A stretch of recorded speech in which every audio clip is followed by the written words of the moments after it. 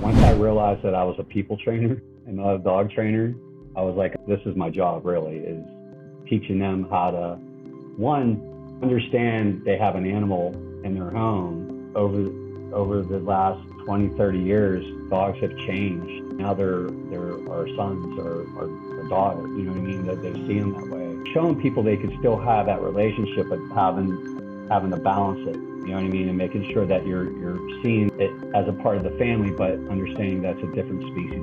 The hardest part is really for some owners is changing the relationship. They're used to having them by them because it's for them. They want to pet the dog all the time, but they don't realize that you're becoming this 24/7 masseuse in their mind, you know what I mean? And they might start saying, hey, anybody comes near me, you're not taking my masseuse away. This is awesome. And sometimes when I say people, I'm like, you can't let them on the bed or on the couch for a while. Then you could just see their face go, what? I'm like, I'm not saying forever. I'm just saying we got to balance this out a little bit. You know, the pendulum's been swinging his way the whole entire time. We got to swing it our way a little bit, kind of get into the middle. So there's a vet in the area that refers me, and when they come and see me, they're like, yeah, he says you're the nuts and bolts guy because I'm educating you. Like, you know what I mean? I'm not saying, oh, do this with your dog. Oh, you're not doing it right. Like, I'm hands-on. Like, I'm showing you exactly what you need to do. So I think that's where I stand out, is because I'm taking the time with the human, because the dog's the easy part. They're waiting to be led.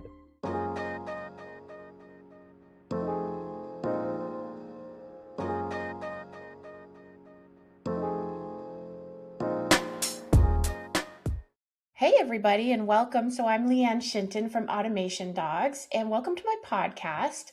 I have this great podcast where we feature professional trainers, and occasionally I do a showcase podcast where I interview a local dog trainer that is doing amazing and just helping dogs in their area. And today I have the pleasure of interviewing a longtime dog trainer friend, Mike Harvey. Hi, Mike. Hey, how are you? I'm great. How are you? I'm good. Good, good. It's my first podcast, so Oh, I'm awesome. excited. Awesome. Well, we'll make it fun. We'll ask some fun questions and learn more All about right. you and your business. Your business being the Canine Coach, and you're located obviously in Florida, Mm-hmm. Sarasota area, right? Yep. 24 years. Wow. Okay. Yeah. I have been to Sarasota. It is quite a beautiful area. Beaches. Wow. Yes. Siesta Key is always like the top 5 in the country. Awesome. It's a lot, top 1 a lot, but it's always in the top 5. Awesome. Do you get to go to the beach very often? Yeah. We haven't been in a while, but like on Sundays they do a drum circle. So me and my daughter go there, and like they always have like belly dancers and stuff like that. And so she'll go and dance and play tambourines. And Oh, when it gets fun. dark out, they'll have like the LED butterfly wings, and everybody's kind of dancing around and stuff. It's really cool. That's cool. I stayed in Bradenton for 2 months, which is fairly close to Sarasota. Yeah. And I was Yeah. It's able, just north of me. yeah, I was able to take Flirty to like a causeway or something where I could Yeah. swim her. Yeah. 75th Yeah. Causeway. That And goes to Anna Maria Island. yes, and wow. Yeah. One of the cool things too was there were horses. They would bring horses and swim the horses. Yep. I think it was like a tour or something. Yeah, yeah, they do it. Every time I have to drive out there for training, I always see the horses. And like, did you see any dolphins? Not that time, no, but Like, wow. if you, especially when you see boats going by, you'll see like the dolphins kind of chasing the boats or swimming next to them and stuff. Gosh. It Being happens near, a lot. being near the ocean, seeing wildlife, that's my dream. Yeah. Yeah. Well, when you So, come to Florida next time, and then we'll make sure we get you set up to do something like that. yeah, that would be amazing. I love Florida. One of my favorite places, and we hope to move there very soon. What you've been saying. Yes, yes, August is the plan. So, but let's dive into you and your dog training story. I've known you for a long time, and I really love seeing you in canine coach uniform right now because it's the way I remember you. The hat, such an awesome logo and brand with the dog and the whistle. The Is that whistle, yeah. is that Missy?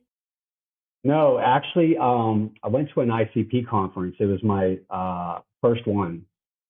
Robin McFarland's husband did a seminar about branding, and like showed the McDonald's logo, Liberty Mutual, and like you can identify just from the logo. And then a friend of mine, Lisa Flynn, I was like, man, I gotta get a logo, and she sent me to this website, and I had people bid and send me what they had, and then I picked on this one, and then we just worked one on one to kind of refine it and stuff. And I've been having it since for like 20 years now, 19 years.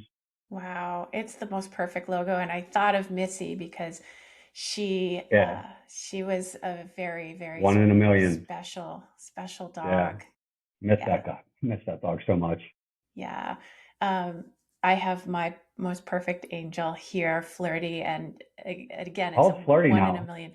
She just turned 10, and Yeah, it's breaking my heart a little bit because I love that time with the older dogs, but it's also, kind of sad. because you can't see him do this at like same thing. Like Lita, she's about to turn 10, and like she has trouble like sometimes she has trouble jumping into the truck or jumping on the bed when I invite her. I'm like, oh, poor thing. Yeah. Yeah. It's a special time. It, it's a gift, the short time that we have with them. I'm getting choked up. Okay. Well, what kind of dog is Lita? She's a Belgian Malinois. Okay. Okay. I figured so. Yeah. And then I just got I rescued a male named Kuma, and Right. he's just a big. It's like the first time I got a Malinois. It's just all goofy and not like all serious. He's a You know what I boy. mean? He's a boy. Yeah. Awesome. Well, I've known you forever. So could you share with the listeners, though, how you got started in dog training? Was there something like a pivotal moment? Like, how Yeah. did you get into this? So I was living in Fort Myers. I was bartending, nightclubs and stuff like that, music scene, which I was like part of my jam. And I was dating a girl that was going to school down there, and she was graduating to be an occupational therapist. And it was just like, when you do it for a certain period of time, it just starts to wear on you. Your late nights. You know what I mean? And I was just like, what else can I do? I can't go back. Like, I just didn't see myself going back to college, and I didn't even know what for. And we took a trip to Universal Studios, and we watched the Pet Act. Hmm. Like all these different animals that were trained to perform. And I looked at her and I'm like, man, I'd really like to do something like that. And then her mom got me a subscription to Dog Fancy because I had a Oh, German I Shepherd remember at the that one. time and I love my dog. I saw, and like we were looking at, there was like a University of Florida had like some kind of course for it, and then there was a place in California that had one. And then I always had a thing with dogs. Like even at 3 years old, my first dog was a German Shepherd. If you remember a movie in 1989 with Jim Belushi called K9, Yeah. and I was like, I want my dog to do that. You know what I mean? And so I'm going through Dog Fancy, and I see an ad for National Canine, and I had been researching dog training schools, and then I saw that, and I looked it up, and it had everything that I was looking to do. So I went to school there 2002, and then 2 years later I went to the IFCP conference, and got introduced to sit mean sit and all that, and then I went to school. I went to a seminar a couple months after that in 2004 in Baltimore, and the first dog Fred Hassan took out was a dog that was fearful of men.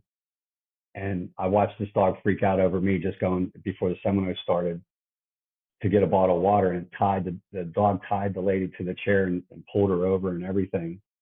And I watched this guy in 20 minutes have the dog walking with the leash on his pinky and then sitting and staring at him, and invited every guy in the audience to come pet the dog, and the dog just sat there. And I'm like, sign me up. Yeah. And so, and that's what really started like being able to handle behavior problems in a so much more efficient way, and making it easy for the clients to overcome them too. So that's kind of what got me started. And then, I said goodbye to bartending because I was doing that part time as my business grew. And I was able to say, all right, see you later. I'm doing this full time. Nice. Kind of a similar journey as me. I went to National Canine as well. Yeah, And that's right. You told me that. I have a Jim Belushi story. I got to Oh, meet you do? him. Yeah, Get out. I was doing an animal acting thing in Las Vegas, and I was Okay. waiting, staging, ready to bring the puppy into the scenario, and he was part of it. He was a hired actor, and I was providing the dog, and so I'm sitting there in like the back room of the alleyway of the hotel with this puppy, and in the back door comes Jim Belushi and his band, and I just was like, oh my gosh, that's Jim Belushi. And he came up and he just was so wonderful and kind, and talked to the dog and everything. It's funny because Fred was sitting with me, but he was so Uh focused on his phone that he huh. didn't look up. He just thought Leanne's Yeah. talking to some guy, whatever, about Yeah. dogs. Oh, And yeah. then I elbowed him as Jim was walking away. I'm like, that was Jim Belushi. And he was like, oh my God. And I'm like, you missed Yeah. it. You can't be Yeah. so tied to your phone, man. But So he has a show on A&E coming out next week called Canine, and he just really? kind of it's the police videos. And I guess he's just gonna like have all the those canine live PD. You know what I mean? Where they're Yeah. videoing their stops and stuff like that. So it's gonna specialize in caning. So I'm gonna start watching that. Hopefully it's That pretty good. I'm gonna watch that too. I actually named that puppy after his character in the movie, Oh because yeah. his character was Detective Mike Dooley, so I named the puppy Uh, Dooley. get out. Yeah. Oh, that's awesome. Yeah, because it was just an impactful moment, and he was just so nice. We meet some celebrities, and he just really stood out. He was super nice. But anyway, we digress, talking about fun things. Um, Right. so my next question is like, what inspired you to build a career helping dogs and their owners? But you've kind of already answered that. But I guess the owner's part stands out because I think, when we all get into dog training, dogs are cool. We love dogs, but there's that pivotal moment where we're like, oh my gosh, we're really helping. Like you mentioned, that lady with the fearful dog, like we're impacting families' lives. Right. And like we talked about previously about burnout and stuff like that. And I think it was right around like I think '09 is where I was starting to get really frustrated because you care about the dog and you're giving the owner the information, but they're not connecting with it. And once I realized that I was a people trainer and not a dog trainer, I was like, okay, this is my job really, is teaching them how to, one, understand they have an animal in their home. Over the last, you know, 20, 30 years, dogs have changed. Now they're our sons or our daughter, you know what I mean? That they see Hmm. them that way. You know, showing people they could still have that relationship, but having to balance it. You know what I mean? And making sure that you're seeing it as a part of the family, but understanding that's a different species. Well said. And the name of your business too, the Canine Coach. I think the word coach, it Yeah. really resonates that you are a coach Yeah. for My the owners. tagline is making family and pets a winning team. I like that. Yeah.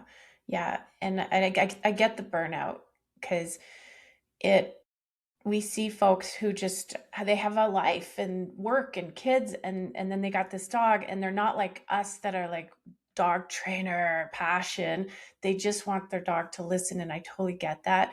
But it really takes experience and coaching skills for people, and you've obviously evolved into that over I'm time. And still evolving, still yeah, evolving. yeah, Yeah. You turned me on to, what was that trainer, Michael Ellis?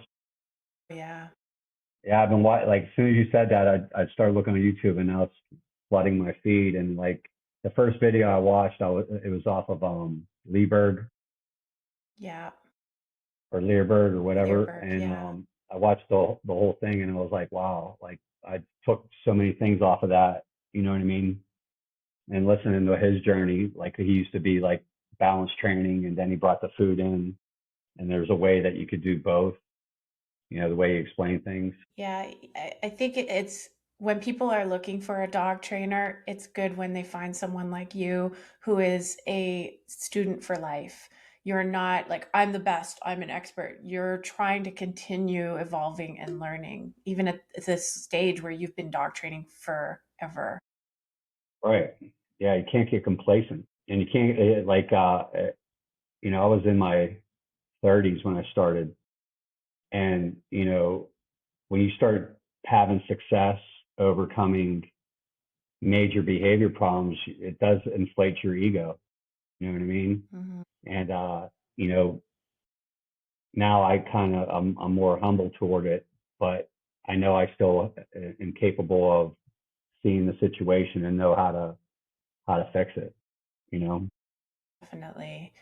Yeah, such a good resource for locals in that area. Maybe you mentioned the word like behavior problems. You got into dog training and saw this fearful dog, the quick transformation, life changing.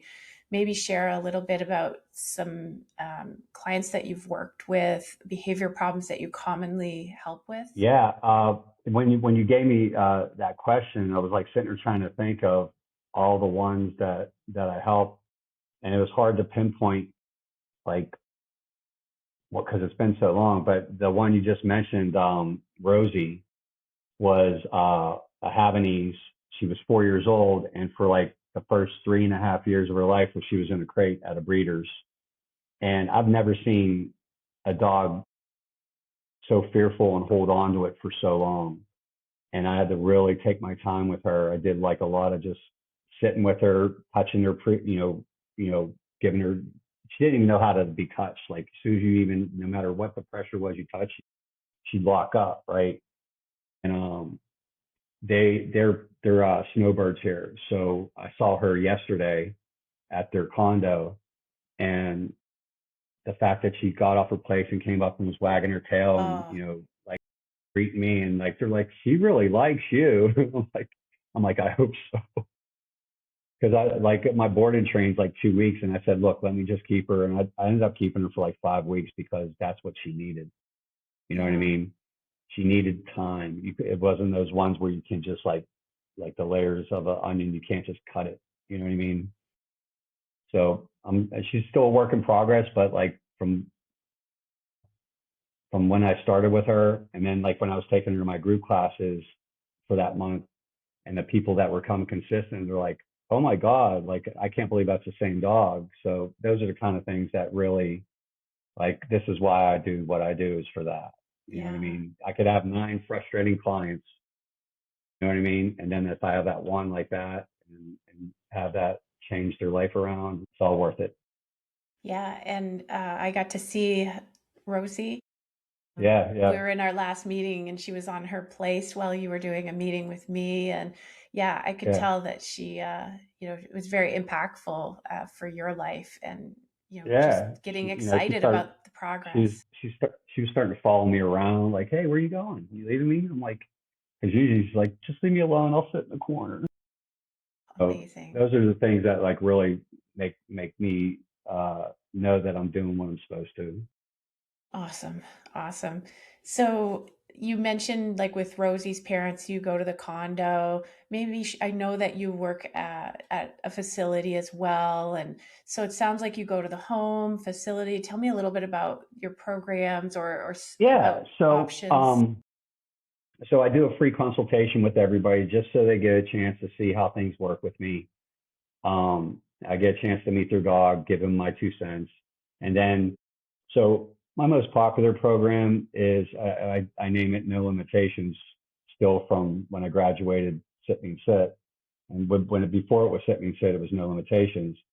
And so basically, it's I start off a couple sessions in the home, build the routine there. First sessions like intermediate walking, teaching them not to walk ahead, and then I give them a week, give them the schedule, a routine to do. And then I come back and I teach them the place command and show them how to, get that to work for them on their day-to-day lives, like while they're cooking and eating, their own place, while they're relaxing, their own place. And then you're giving them these breaks in between to congratulate them. God, I use the analogy of kindergarten. The kids sitting there learning the ABCs, and it's like, I can't wait to get out to the monkey bars. And then you give them that outlet. So it's not like they're just randomly like, hey, I need attention. I need attention. You could kind of show them that, hey, you do this, I'll give you that. And then once I create the routine inside the house, we start working outside. And that's where I meet them at the facility, Hagen's Pet Resort. And I bring one of my dogs to add to the distraction. So they know most of the commands already. Now we're putting them in and exposing them to challenging situations and starting to make the obedience more dependable, right?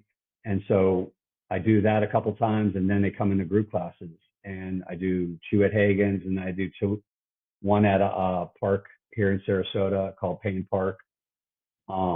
In that one, we're outside the fence.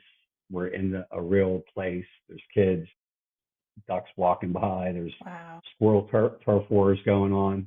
You know what I mean? Uh, and like once during classes, they could come for as long as they want to.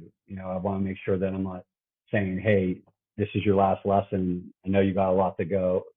I let them take the pressure off of them by letting them come at their own pace. Nice. I had And one guy come for 12 years. it's just so good to have something structured that you can do with your dog and be around like-minded people. So that sounds like a Yeah. great community you're building. Yeah. And then I do a board and train, a 2-week board and train, and I only do 2 at a time because I do them at my home. Because I figure I I used to do it like when I first started out. I worked at a kennel, and I would show up every day, and I'd be there for several hours, pull the dogs out, train them, but I wasn't giving them a real home environment. So after the 2 weeks, I do their privates, and then they have to come into group classes to continue the training. You know. Yeah, awesome. That's awesome. And I think that really would be reassuring to someone, um, if they're looking for a board and train, that it's out of your house. It just feels Yeah, really good. and uh, part of the board and train is it's not over. I trained the dog to listen to me. It doesn't mean the dog's going to automatically listen to you. You've got to do the follow up for it to be successful. Definitely. Definitely. And your free consultation, could you talk more about that? Did they bring the dog to you? Is it over the phone? What could they Yeah, expect? they bring the dog to me, and we're in a fenced-in area. I got agility equipment there and stuff like that. And then it's at a kennel, so like especially if I have a dog that has behavior problems, I could see right away when I get out in the parking lot, if there's dogs being let out from the kennel, which is adjacent to my training area. I could see the reactivity. You know what I mean? Right off the bat, I'm seeing what that dog's all about before we even sit down at the table and start discussing things. And I just I've kind of got some information from them from speaking to them on the phone. But now that I have them in front of me, I want to hear what's been going on since you've gotten this dog. When did especially if it's aggression and stuff like that, where did this start? Where was the trigger? You know what I mean? Did you adopt them too late? Like Rosie was a kennel dog for 3 years, and she was no socialization whatsoever. She was like Brooks from the Shawshank Redemption. Yeah. you know Yeah. I'm still here. Sorry, I just got an alert for a phone consultation at 1. Oh, okay. Are we good? Yeah, I'm gonna text her and say, hey, I might be a little late. But go ahead. Yeah, we can always edit this part out too. We will. So take your time. How much longer do you think we'll be? 20 minutes would be fine. That would give you time because it's at 1 o'clock, right? So it's Oh, so 12. I might be on time. Yeah, I think you might be on time. We'll get you out on time. Okay, all right. So I'll Yeah. just hold it there. Okay. All right. So we're back. And so, yeah, I just wanted to explain to the listeners that you're in the middle of a podcast, but you took a minute to say, hey, I have this phone consultation that just booked. And, you really take care of your clients and their dogs. Like that really Yeah. spoke to And, me. and, uh, and the system that you set up for me has been working so well, because now it's like I don't have to call and leave a message and then hopefully they call me back. They schedule it. We're gonna talk, and it's you know there's not that ping pong of phone calls. Tag you're it. Yeah. Chicken, game of chicken. And Yeah, yeah, that's so important to you and to me. It's that providing good customer service, because that first initial time someone reaches out, if you take 24 hours to get back to them, they're going to remember that. And, you are just so amazing at providing customer service through the whole journey. The program name being No Limitations, and some fellow is coming for 12 years. Like you yeah, really take care of them from the very first moment they come in, when they, yeah, okay, you guys are good. And then still that amazing customer service in those group classes. I love yeah. it. On several occasions when I call them, they're like, "Wow, you're really on time." I would hope so. Like, you know what I mean?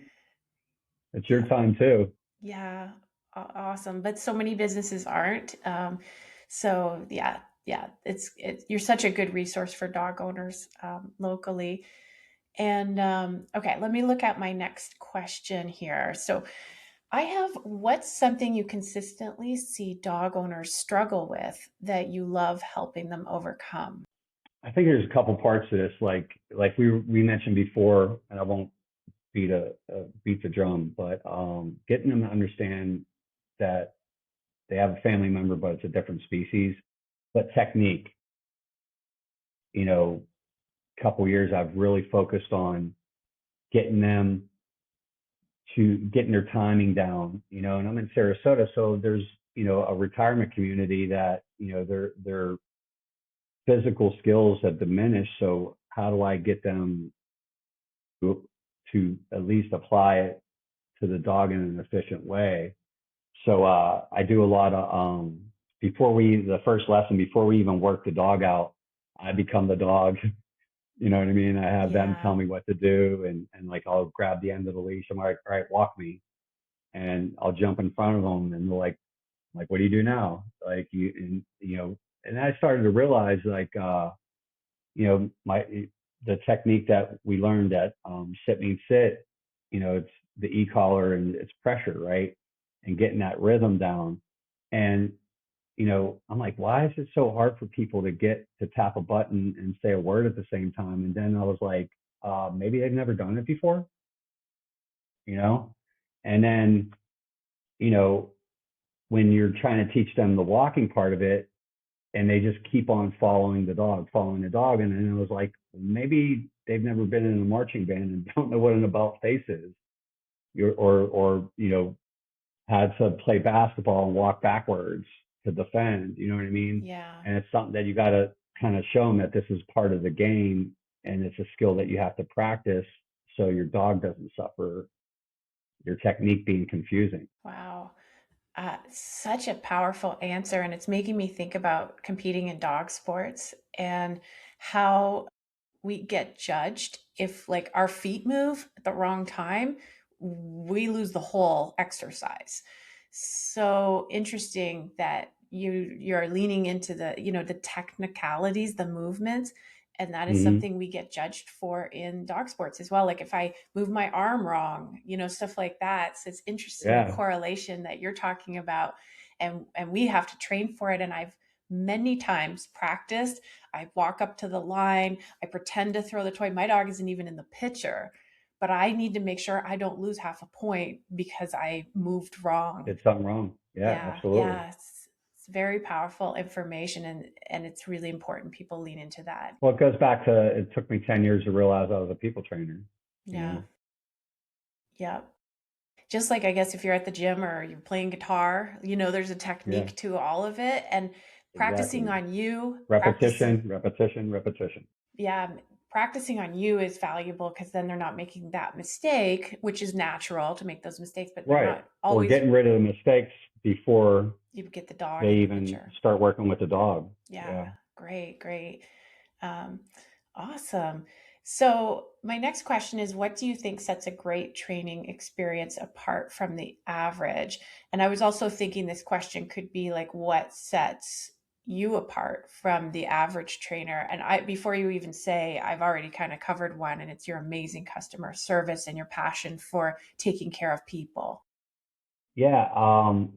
I think it's like, so there's a vet in the area that refers me, and like when they come and see me, they're like, yeah, he says you're the nuts and bolts guy because I'm educating you. Like, you know what I mean? I'm not saying, oh, do this with your dog. Oh, you're not doing it right. Like, I'm hands on. Like, I'm showing you exactly what you need to do. So I think that's where I stand out, is because I'm taking the time with the human, because the dog's the easy part. They're waiting to be led. You know what I mean? If I could get the owner to show them how to do that, then it's makes the job that much easier. And that's powerful too, that this vet refers you. And so many people are visual learners, so they need to see it See, versus just yeah, being like talked at. yeah. Yeah. And like I've been compiling videos. Uh, like I got those meta glasses, so now I Hmm. can sit there and give POV of my workouts and send people, videos of other dogs I'm doing, or send them the video of what I'm doing with their dogs so they could see. You know what I mean? So we're in this technical, age of technology that now I could really start giving these people resources that will help them succeed. Outstanding. And my next question is, what feedback do you commonly hear, like most often from your happy clients, like some of their bigger takeaways at the facility, the going to the home, the human coaching? What do you think really makes you stand out to them? I think a lot of it is they see that I know a lot about the dogs, and I could relay the information. Like when I see the issues, the symptoms, whatever you want to call it, I can explain to them where it started and how do you fix it. The hardest part is really for some owners is changing the relationship. They're used to having them buy them because it's for them.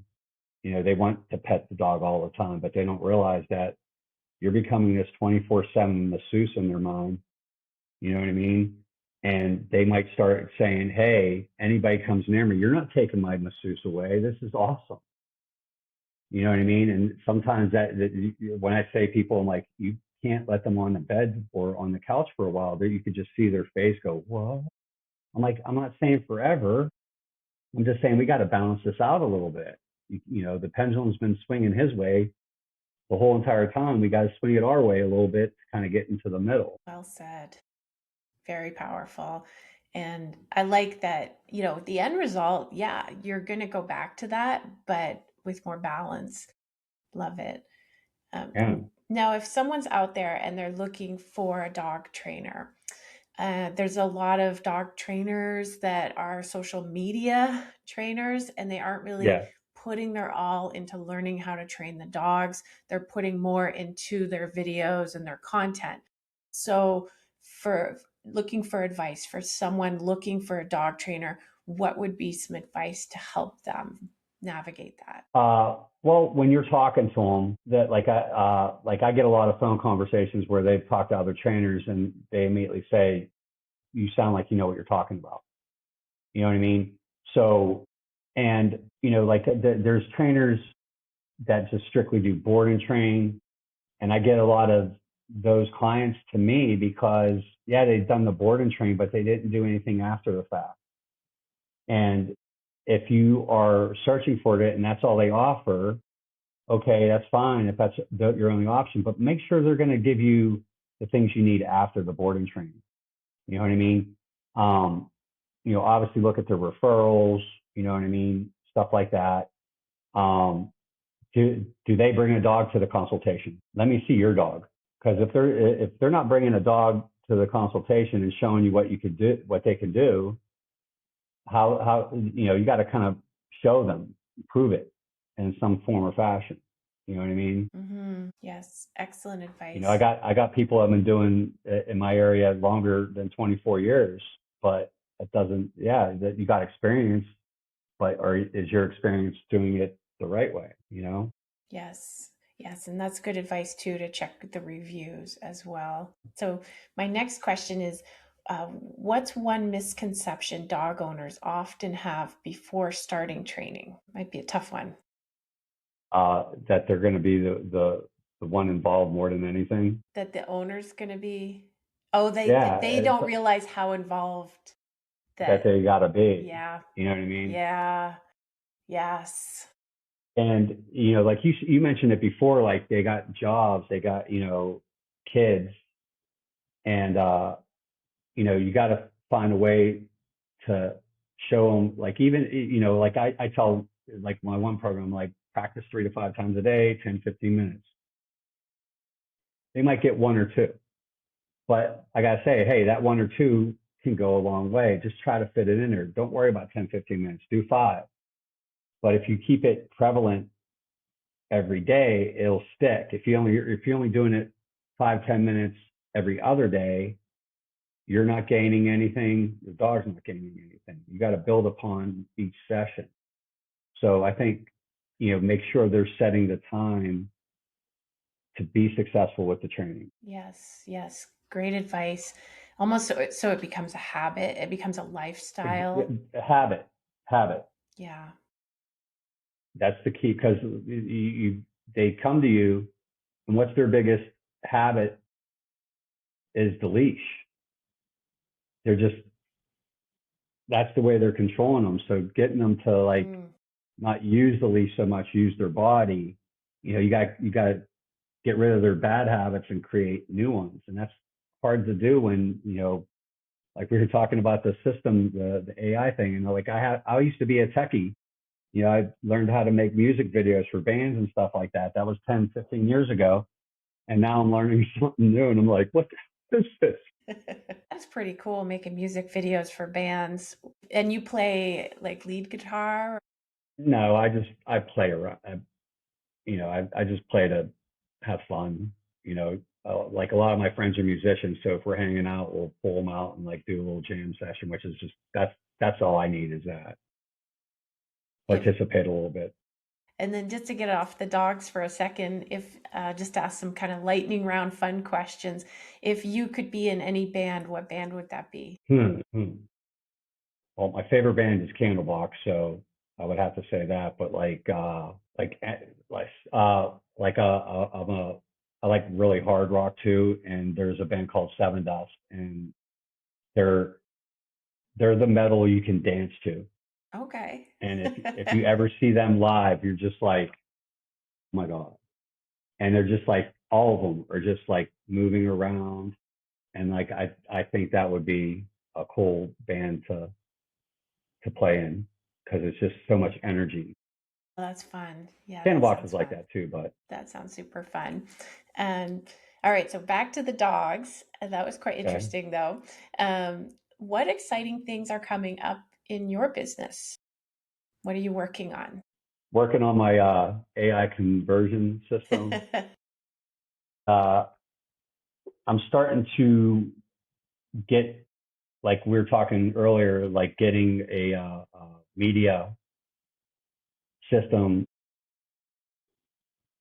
Like, that first lesson I'm dealing with clients, and like, I could tell when I leave, they're just like it's a brain they dump. just got bombarded so much information. I want to start creating videos that for every lesson that they could fall back on, and just add another wrinkle, so to speak, to making sure they could stay consistent with it. Because a lot of times I'll see them week to week, and I'm like, hey, did you work on this? And they're like, no, we forgot about that. You know what I mean? And it's not a big deal, but it'd be so much better if I give them everything they possibly can to be successful. You know what I mean? Definitely. That's very powerful. And I try to study the way that people learn. And there's definitely science behind virtual training and in person training. So I think that's wonderful that you're adding that because it's going to help them retain the information so much better. Yeah, and like Robin McFarland, when I went to one of her workshops, she broke down like the four quadrant personalities and how to address each one. Learning that like, okay, I know who this person is. This is how I'm going to help them. It's not this cookie cutter thing where you say the same thing to every person. You got to sit there and tap into what makes them tick. Excellent.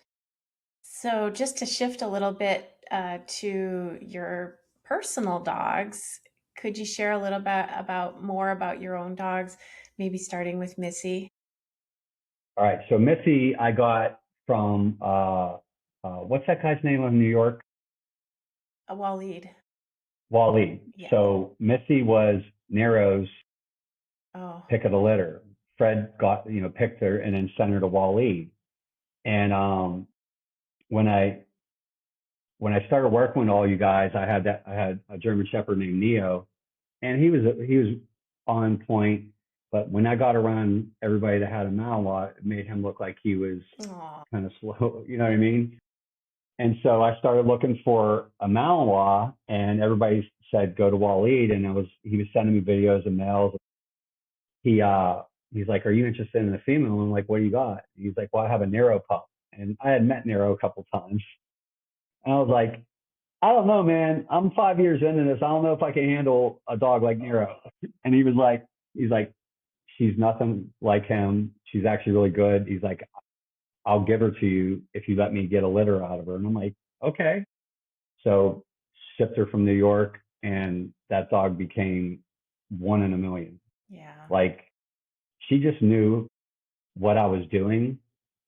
Like I was talking about it yesterday with a guy, and his dog was reactive on the leash, and once I learned how to read the dogs properly. If I had a dog that I knew was just bluffing, I would free Missy, and she'd walk out into the field, and I'd say to the owners, I'm like, go ahead and take the leash off, and they're like, what? I'm like, go ahead and take the leash off. Watch.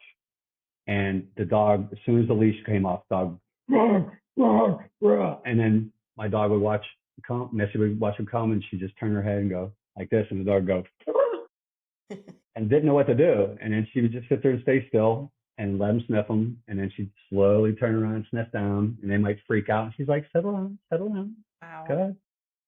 And then next thing you know, she's like in front of them doing her dance, like, come on, let's go. The dog would be like, okay. And then I'm watching the owners like, what just happened? And and I learned so much from her, like her Hmm. body language and all that stuff. And she passed in 2021 at 15. If they can only last as long as us, right? So I got Lita, who is a 9.5. She's also a Belgian Malinois. I got her from Ivan.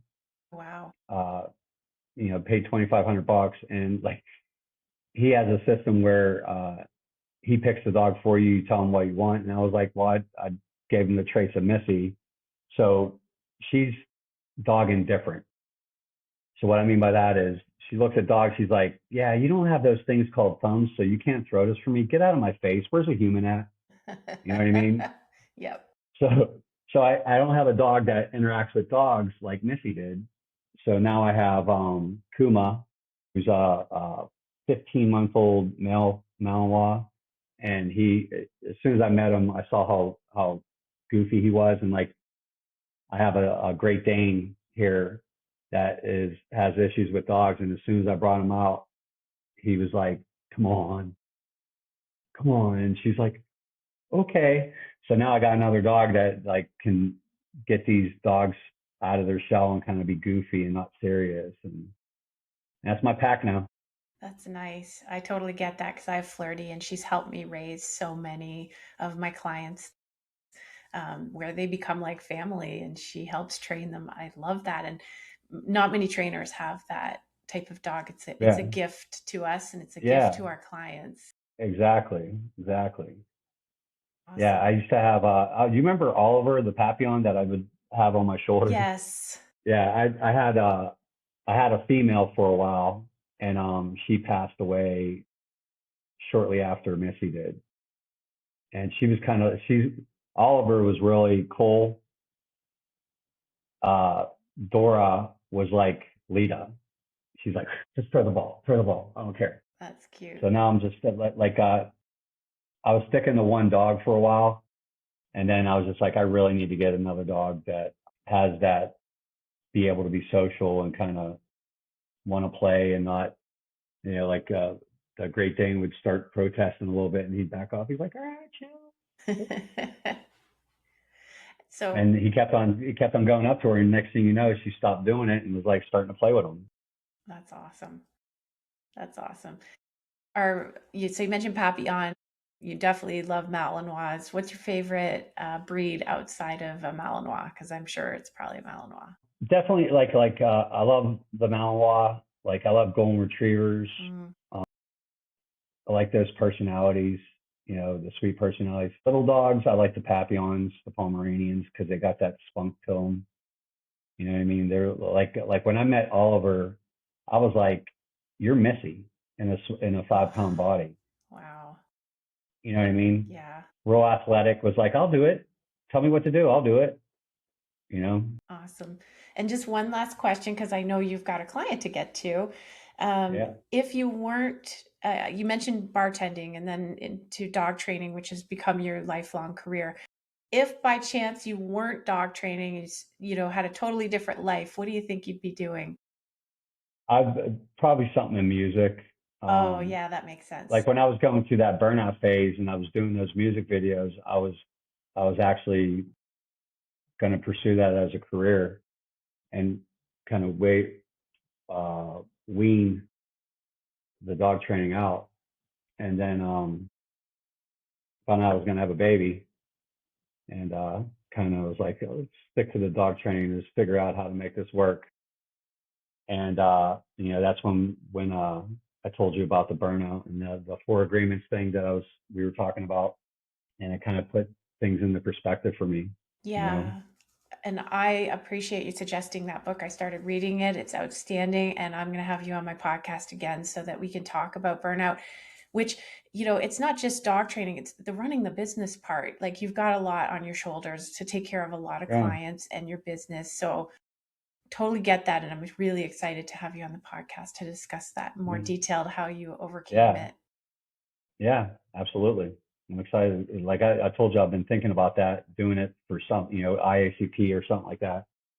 But since you're looking for these things, let's do it with you first. Yeah, that would be amazing because this is a I think major. it'll be really helpful for a lot of trainers out there.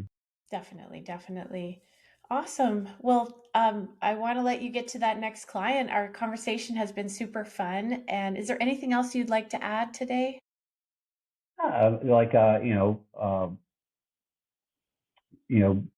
when you're looking for a dog, make sure that you're not looking for looks, and making sure that you explore uh, what the dog is going to require, not just grooming and stuff like that, but are they how trainable are they? Are they a one person type of dog, or are they a family dog? You've got to take those things into consideration when you're looking for a dog.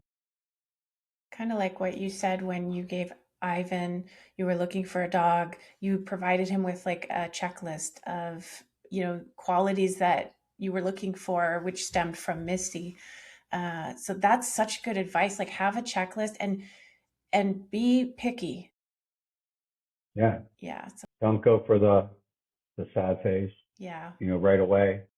And like if you're looking for rescues, watch out for the one that's like kind of shy, because those are the ones that they're very sweet, but they could turn if you don't. I'm not saying don't get them, because those dogs need homes too, but be aware that feeling bad for them when you bring them home could set up a lot of behavior problems down the road, Mm, yeah, so we get because you feel them. sorry for them. Yep. And then we don't add the structure and the routine, which everybody needs Exactly. structure and routine. And you're you're just setting the poor thing up to fail. So yeah, Yeah. good advice. Awesome. Well, thank you so much, Mike. And maybe Thanks for having me. yeah, thanks for joining me. Maybe share your website URL so people can look you up. Yeah, it's www.k9coachfl.com. Awesome. And we'll put the link and your socials in the comments as well. Awesome. And yeah, thank you for joining me, Mike. And thank you, everyone, for listening. Again, I'm Leanne Shinton from Automation Dogs, and have a terrific day. Bye, guys. Thank you, Leanne. Thank you. Okay.